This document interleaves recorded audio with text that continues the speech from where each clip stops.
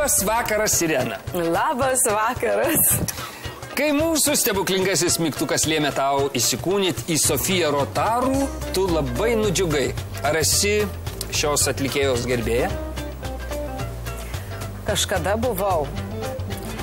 O dabar nepasakyčiau, kad labai nudžiugau, nes iš tikrųjų dabar labai ieškau atlikėjų kažkokio charakteringo brožo, kažko tokio arba juokingo, arba pikto, arba ten linksmo.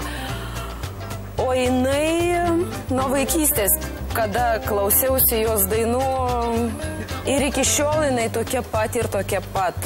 Ir jinai tik tai, kad gražėja su metais, vis gražesnė ir gražesnė tampa. Bet aš turbūt turiu ją atiduoti duoklę kažkada konkurse Jautoje 88 metais. Jinai pažymėjo mane kaip atlikėja savo įsteigtą prizą. Tokį nedidelį televizorių padovanojo man. Tai dabar aš džiaugiuosi, kad galiu jai kažkaip atsidėkoti. Skola gražin. Netrukus Ireną pamatysime scenoje, o dabar pažiūrėkime Sofijos Rotarų trumpą vaizdo klipo ištrauką.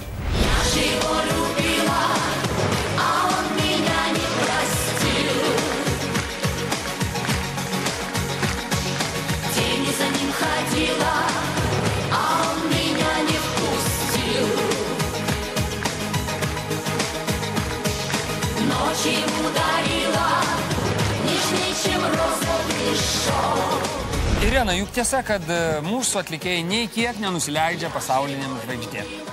Tiesa. Taip, todėl eikite į mūsų muzikinės kaukės stebuklingąjį peroną ir išsklaidykite visas abejones. Gal spėsite pasidaryti ir keletą plastinių operacijų? Einu į operacinę. Gerai. Palydime Ireną ir pasitinkame laikui nepaklūstančią Sofiją Rotarų.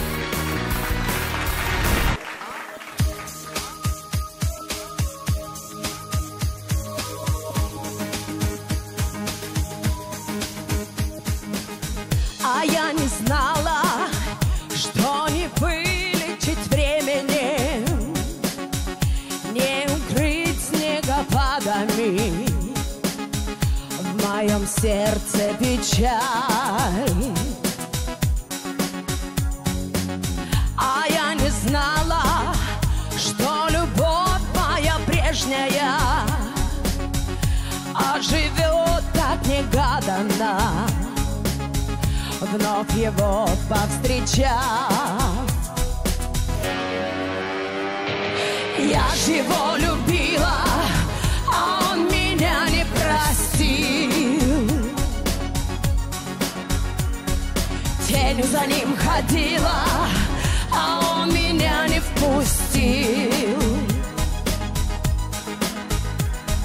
Ночь ему дарила нежнее, чем розовый шелк. Я ж его любила, а он меня не нашел,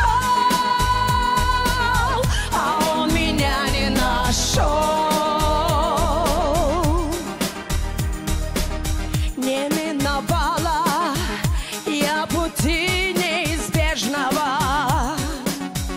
любовалась закатами, не спала по ночам. А я не знала, что любовь моя прежняя оживет так негаданно, вновь его повстречав. Я ж его любила.